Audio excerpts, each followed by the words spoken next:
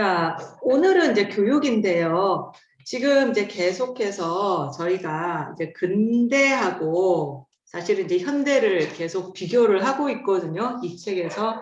왜냐하면 여전히 이제 근대가 어떤 이제 영향력을 발휘하고 있었는데, 이제 그런 근대의 어떤 그런 영향력들이 이제 서서히 이제 줄어들고 있기 때문입니다.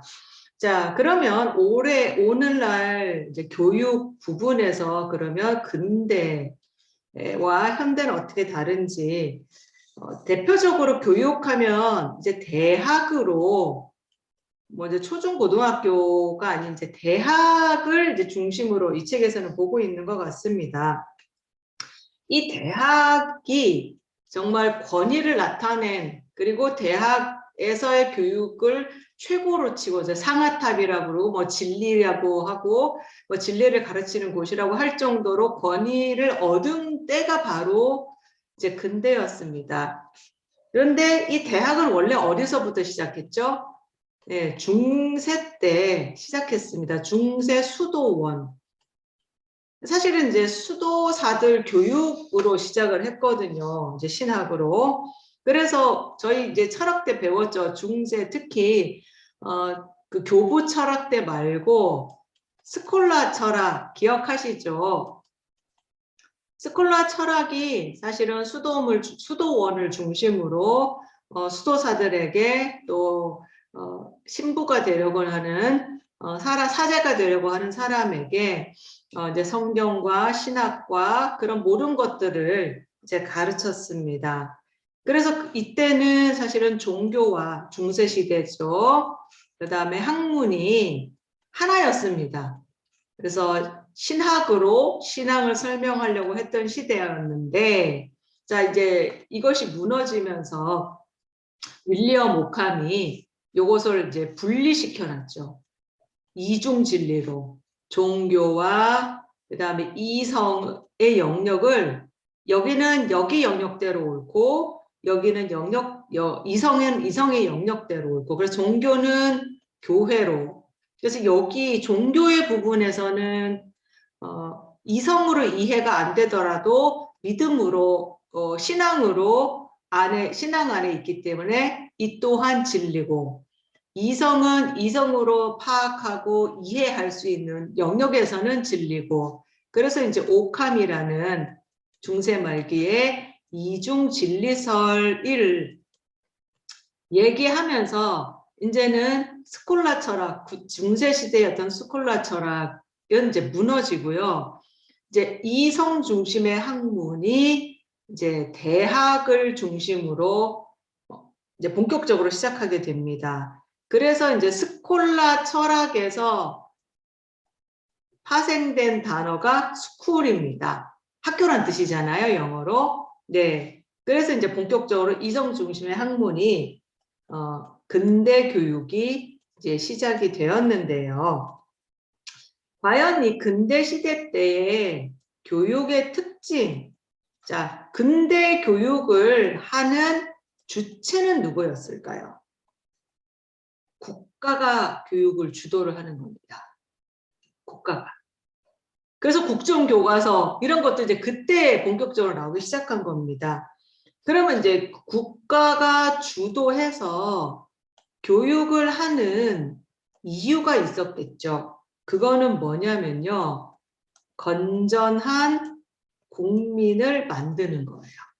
그러니까 근대가 바라는, 사실은 근대 시대 때 국가가 주도해서 이상적인 사람, 이상적인 어떤 국가를 만들고 싶어 했었습니다. 그래서 이제 국가가 어디에 이것을 위탁을 했냐면 대학에다가 위탁을 한 겁니다. 우리가 이러한 건전한 국민, 어떤 이성적인 국민을 만들려고 하는데 그에 그 맞는 교육을 시켜 주십시오. 그럼 예를 들면 이제 뭐냐면요, 국가가 이제 공산주의 국가입니다. 이제 공산주의가 사실은 이상적인 국가를 만들려고 했던 이 땅에서 이상적인 그 국가를 실현하려고 했었죠. 그러면 경제적으로도 공산주의고요. 그러면 공산주의에 맞는 국민을 만들어야겠죠. 그래서 학교에서 무엇을 가르칠까요? 공산주의 교육을 가르치고 어떻게 공산주의 사회가 좋은 사회고 그 이론이 어떻고를 가르치면서 공산주의에 맞는 국민을 양산을 해내는 거죠. 만들어내는 겁니다. 그러면 반대로 독재 국가예요. 뭐 대표적으로 이제 북한을 이제 보시면 되겠습니다. 김일성이 이제 북한을 딱 장악을 하면서 학교에서 무엇을 가르칩니까? 김일성 우상화를 가르쳤죠. 뭐 김일성을 찬양하고 뭐 교육과 기본적으로 국어 수학 이런 거는 하는데 사실은 그거는 기본적이고 더 중요한 거는 사상 교육이라고 해서 김일성의 거의 신격화를 아이들에게 어릴 때부터 세뇌 교육을 시키는 거죠. 그리고 김일성은 그 북한에서는 거의 신이잖아요. 김일성, 김정일, 또 김정은에 이어지는 삼부자의 신격화, 우상화. 그래서 김일성의 어머니가 감리교 신자였죠. 그쵸? 감리교인이었습니다. 그래서 이제 어릴 때 교회를 다녔다고 해요, 김일성이. 그러다 보니까 이제 교회에서 사용하던 그런 모든 틀들을 그 자기 우상화에 사용을 했대요. 그래서 목사님들도 뭐 들어보셔서 아시겠지만 탈북자들이 그 이제 그렇게 어릴 때부터 그렇게 세뇌 교육 받고 있다가 이제 먹고 살기 위해서 탈북을 해서 한국으로 넘어와서 교회를 나오게 됐는데 깜짝 놀랐대요. 어머, 우리가 북한에서 배웠던 거랑 너무 똑같지 않아? 심지어 그 찬양곡도 똑같은 것들이 있었대요. 그래서 아니 교회가 우리 김일성 수령님의 것을 갖고 왔구나 이렇게 생각을 했는데 나중에 알고 봤더니 김일성이 교회 거를 가지고 갔다더라 이걸 깨닫게 됐다고 그 탈북 요즘은 세터민이라고 하나요? 하여튼 북한에서 오신 분들이 그리고 기독교인이 되신 분들이 그런 얘기를 합니다. 그러니까 교육을 그 국가 체제에 맞춰서 그럼 자본주의면 여기에 맞는 교육을 시키겠죠. 그래서 국가가 어떤 형태의 국가이냐에 따라서 대학, 이제 대학으로 대변되지만 사실은 초중고 기본을 포함하는 거고요. 그래서 그에 맞는 국민을 만들어내는 거예요. 그래서 근대 시대는 예전에 영화 제목이 이게 있었습니다. 군사부일체. 조폭 영화이긴 했는데 국가와 뭐 스승과 뭐 아버지는 하나다. 뭐 이제 이런 거죠. 그래서 국가가 주체가 돼서 국가가 원하는 국민을 만들어내는 교육이 근대 교육이었습니다. 그래서 그 특히 대학은 어떤 그런 학문의 가장 최고봉에 있었고요. 대학에서 교육을 하는 교수는 인정을 해주는 거죠. 그러면서 대학 교수는 학문적으로도 높은 위치에 있을 뿐 아니라 뭐 사실 그렇지는 않은데 도덕적으로도 굉장히 수준이 높은 사람이다라고 생각을 했던 거예요. 그래서 교수님 하면 왠지 있어 보이고 굉장히 존경해야 될 분이라고 저희도 그렇게 배워왔었죠. 자, 이 시대가 이제 그랬다는 겁니다. 그런데 지금 이제 탈근대죠. 현대, 포스트 모던의 시대에서는 그러면 어떻게 바뀌었냐? 자, 일단 우리가 아시다시피 모든 권위는 사라졌습니다. 그러면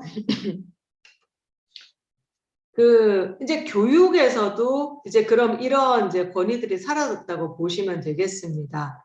그리고 지금 뭐 정치, 경제, 사회 전체를 그 어떤 가치, 도덕도 다 무너지다 보니까 그런 빈자리에 지금은 무엇이 자리를 차지하냐면요. 시장 경제입니다.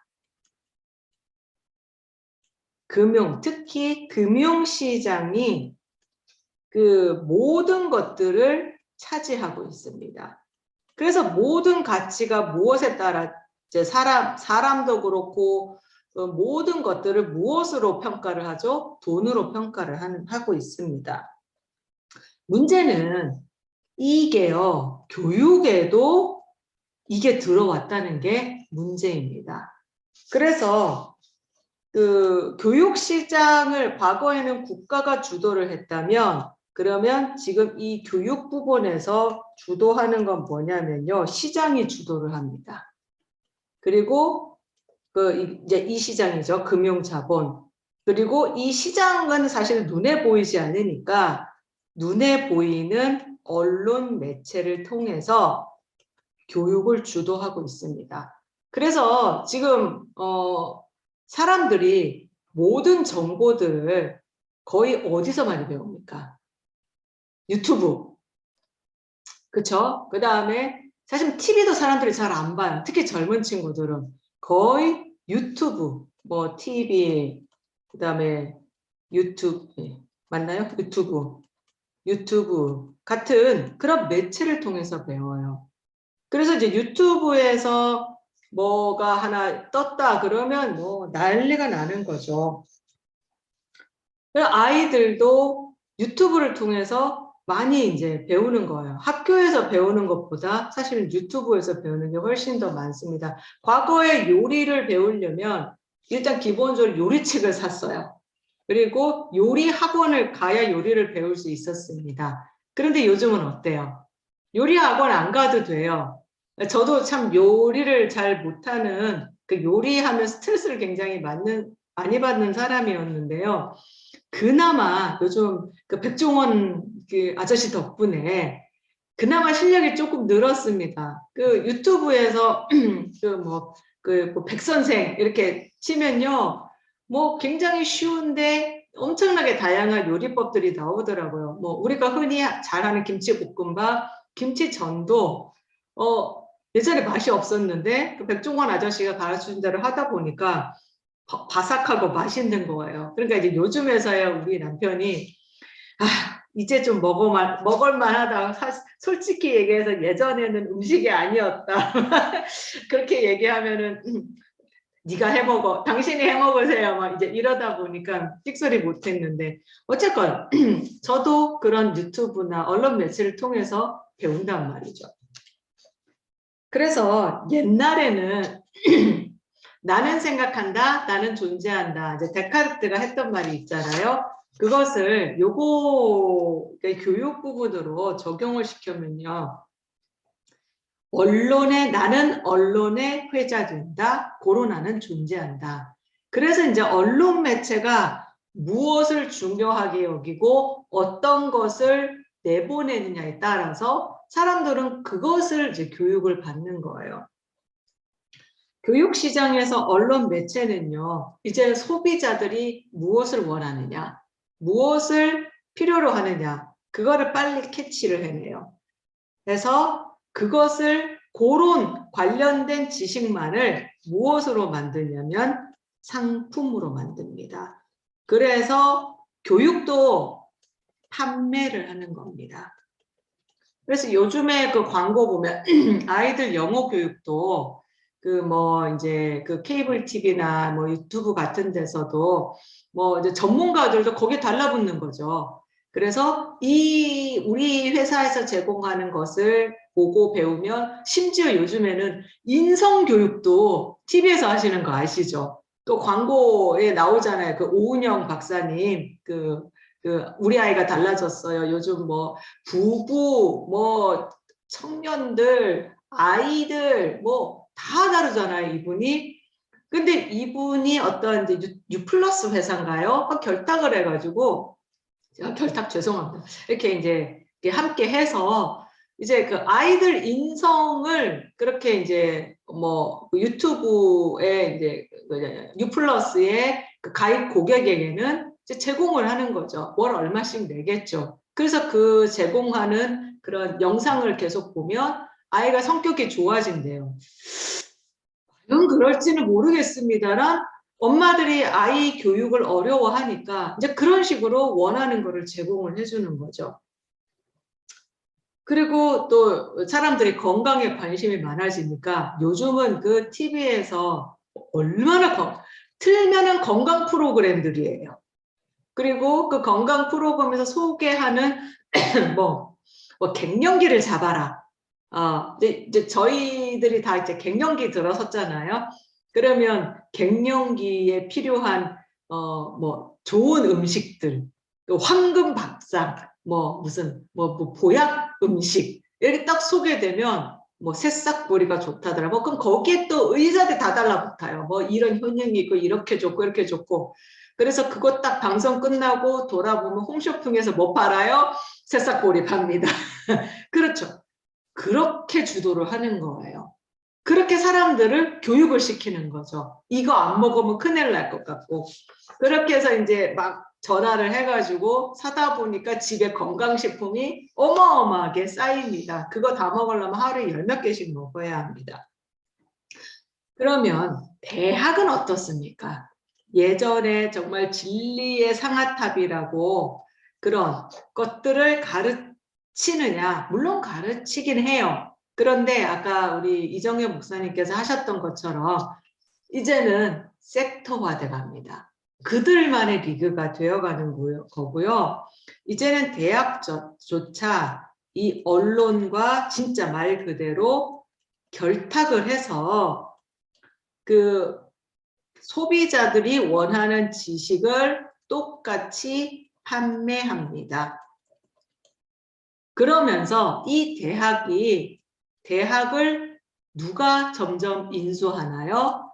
기업이 인수합니다. 기업이 대학을 이제 사실은 사는 거예요. 물론 막대한 후원금을 지원하는 형식으로 사는 거죠. 그러면서 어마어마한 후원금을 내면서 조건을 걸죠. 우리가 원하는 학과를 만들어라. 그리고 도움이 안 되는 학과는 폐지해라. 그러면서 대표적으로 이제 성균관 대학교가 이제 삼성이 지원하는 학교예요. 그러면서 이제 삼성은 사실은 이제 그 삼성전자 반도체가 거의 삼성을 먹여 살리잖아요. 휴대폰. 그래서 이제 성균관 대학에서 반도체 학과라는 걸 우리나라에서 처음 이제 만들었습니다. 그래서 이 반도체 학과는 굉장히 특성화된 그 특별한 학과예요. 그래서 이 학과에 들어가는 학생 전원은요, 삼성에서 전액 장학금을 4년을 줍니다. 그리고 그 중간중간에 제가 옛날에 안산에서 수영장 다닐 때 그 수영장에 같이 운동했던 언니 아들이 이 학과를 들어갔더라고요. 그래서 얘기를 들어보니까 4년 내내 장학금을 주고요. 3학년, 4학년 때는 삼성에서 그 이제 그 임원급 아니면 그 인사 담당 이러한 사람들이 나온대요. 나와서 이제 그런 교육을 시킨답니다. 삼성에 입사하려면 또 삼성에서 원하는 것들 이런 것다라는 거를 교육을 시키는 거예요. 그렇게 해서 결국은 거의 많은 대부분의 학생들이 어디로 들어갈까요?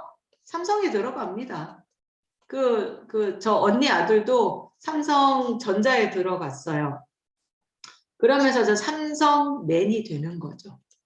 삼성에 충실한 사람이 되는 거고요. 그러니까 삼성이 원하는 결국은 그런 인재를 키워내는 겁니다. 그래서 이런 대학들은 인기 없는, 특히 인문계에서 정말 비전도 안 보이고 돈도 안 되는, 결국은 무엇을 찾냐면 돈 되는 학문만 이제 대학이 다루기 시작하고요. 대표적으로 철학과. 이런 과들은 갈수록 어떻게 됩니까? 폐지하고 있습니다. 그래서 철학과 무슨 뭐 그 가장 기초 학문들이 있잖아요.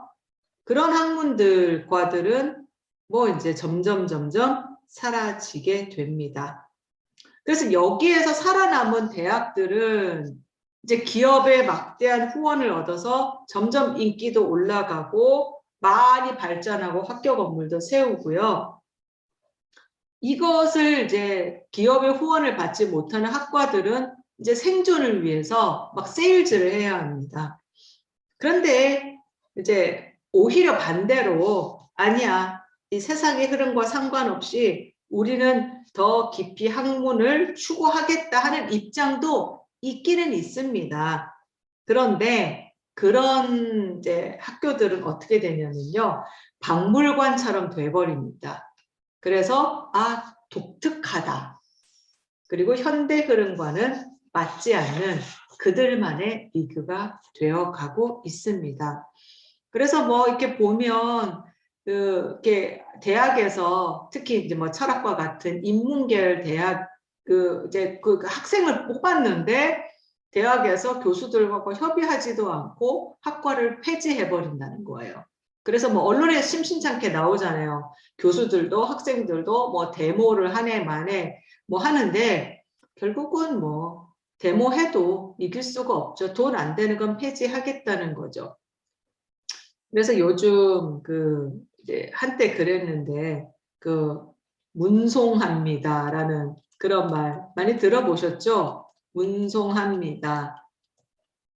문과 나와서 죄송합니다. 인문계 나와서 죄송합니다. 왜냐하면 인문계가 돈이 안 되거든요.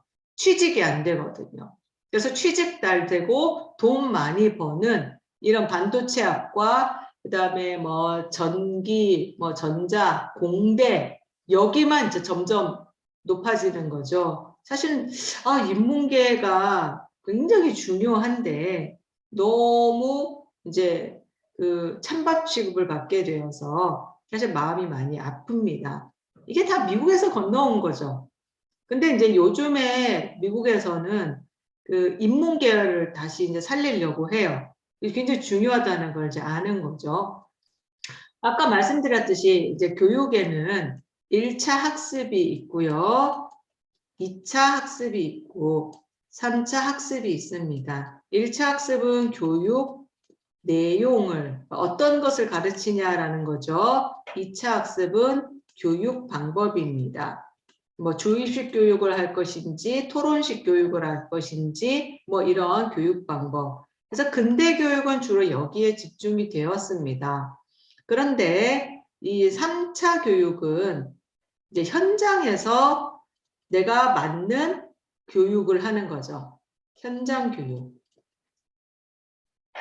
현대는 이 3차 교육의 중요성이 많이 대두되었습니다. 왜냐면요. 시대가 바뀌다 보니까 1차 학습, 2차 학습을 통해서 배운 것들이 이것을 이제 써먹어야 되잖아요. 활용할 수 있는 기간이 점점 줄어드는 거예요. 과거에는 학교에서 배웠던, 대학에서 배웠던 것을 뭐 한 10년 써먹었다. 그러면 요즘에는요. 2년 정도밖에 안 되는 거예요. 3년까지도 안 간다는 겁니다. 3년 써먹으면 땡이에요. 그러면 나머지는 그럼 어떡하는 거야? 현장에서 배워야 된다는 거죠. 그래서 3차 교육이, 3차 학습이 중요하게 대두되었습니다. 그래서 뭐 요즘에 보니까 제가 이렇게 운동하면서 라디오 들어다 보니까 뭐 직무, 능력, 교육 이런 말이 나오더라고요. 그래서 이제 회사에서 일을 하다 보니까 관련 교육 배워야 하는 것들이 생긴 거예요. 그러면 그걸 또 국가에서 이런 이제 것들을 제공을 한대요. 그러면 그 직무 관련 그런 자격증을 취득을 하면 자기의 몸값이 올라가는 거죠. 그래서 이제 이게 사실은 3차 학습에 해당된다고 보시면 되겠습니다. 근데 요거는 이제 각자 일에 따라서 배우는 교육이기 때문에 어떤 이제 1차, 2차에 관련돼서 큰 연관이 없는 거죠. 그리고 1차와 2차 때는 그래도 어떤 기준이 있었고 틀이 있었습니다. 근데 현장 교육에서는 어떤 보편적인 틀은 없는 거죠. 왜냐하면 다 다르기 때문에. 그래서 이 모든 것이 해체된 포스트 모던 시대에는 어떤 이제 다 따라야 할 교육의 모델 없습니다. 그래서 교육 담당자들이나 교육 철학자들은 그럼에도 불구하고 이 시대에 맞는 교육의 틀을 그럼에도 불구하고 제시를 해야 하고 만들어야 하는 어려움을 안고 있습니다. 그럼 방법은 뭐냐? 변화된 현실에 빨리 대체해서 그런 것들을 이제 만들어줘야 하는데 그게 쉽지 않다는 게 사실은 문제죠. 네, 그래서 이 책은 사회학 책이기 때문에 대안을 제시하는 건 아니고요. 지금 교육도 이런 상태다라는 것만을 보여주고 있습니다. 제가 정리는 여기까지 하고요. 혹시 질문이나 하실 말씀 있으신가요? 네. 없으시면 일단 일단 공유하면 마치고 정리는 여기까지 하도록 하겠습니다.